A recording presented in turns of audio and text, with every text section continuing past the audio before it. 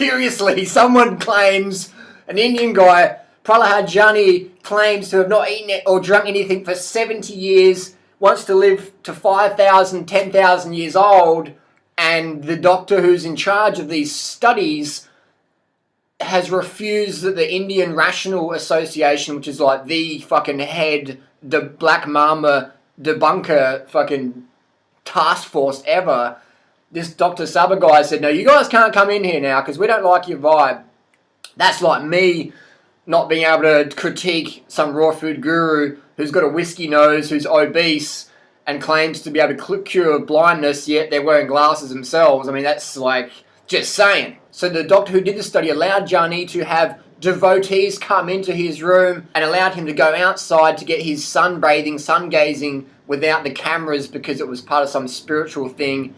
And I respect that, but if you're going to do a clinical study, you can't let people's friends come in the room and have private time together, aka eating and drinking and all that stuff. But anyways, so this doctor, I mean, anyone can be a fucking doctor these days, all these credentials. Anyway, so we've got these claims of this person in India, and then you've got the Indian Rational Association just saying that's just boom, boom, boom, bogus.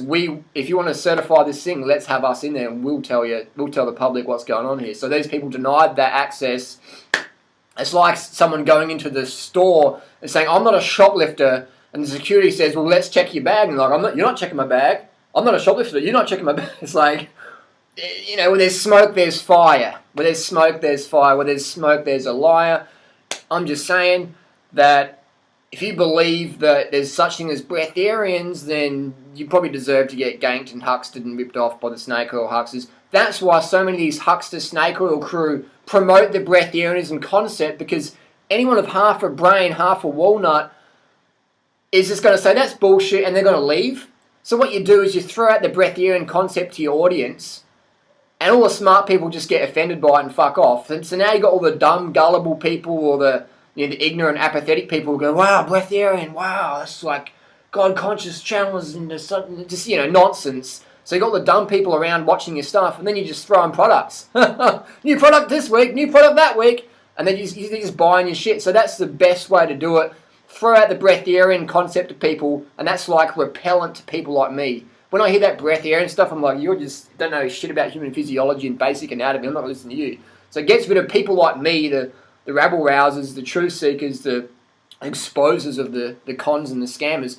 Gets rid of people like me, and then all you're left with is just like, it's like a net. It's like you just scoop up all the dumb, gullible people, the smart people fall through the breatharian net. You have to worry about them. They just fuck off. They get sick of your shenanigans.